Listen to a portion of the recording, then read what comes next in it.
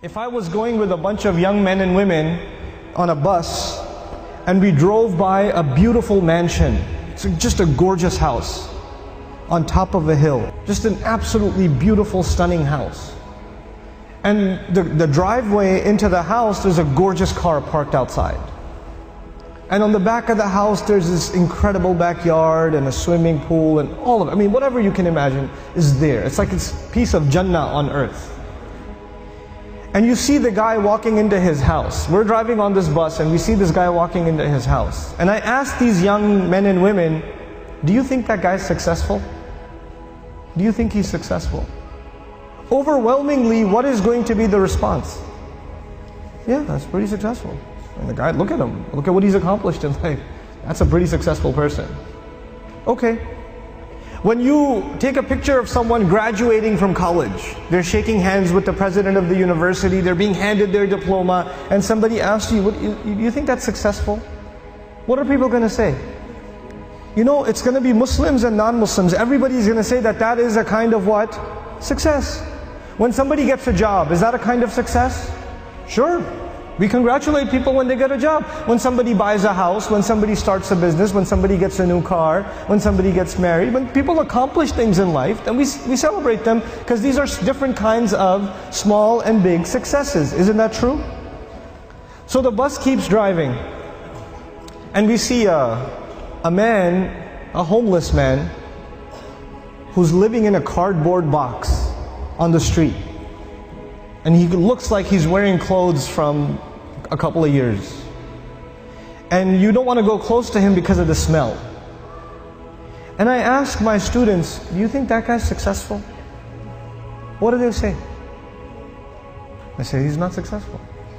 Now imagine if I was riding in this bus, but in this bus there were not Muslim boys and girls, but they were Christian boys and girls, or Jewish boys and girls, or atheist boys and girls, or agnostic boys and girls, or Buddhist boys and girls. And I asked them the same exact question. Do you think their answers would be the same? Yep, their answers would be the same. That's the problem. The problem is the way we think about success and the way we think about failure. For Muslims, it's supposed to be different. All human beings can see it a certain way, that's fine. They have the apparent view of success and failure. But us, Muslims, Allah has given us clearer glasses. And once you look at reality through these glasses, you see something other people cannot see. You see something other people cannot see. So when you put those glasses on, then you start thinking about the Book of Allah and you realize that one of the most beautiful, captivating, magnificent homes that was ever built was the castle of Fir'aun. It was one of the most amazing homes ever built.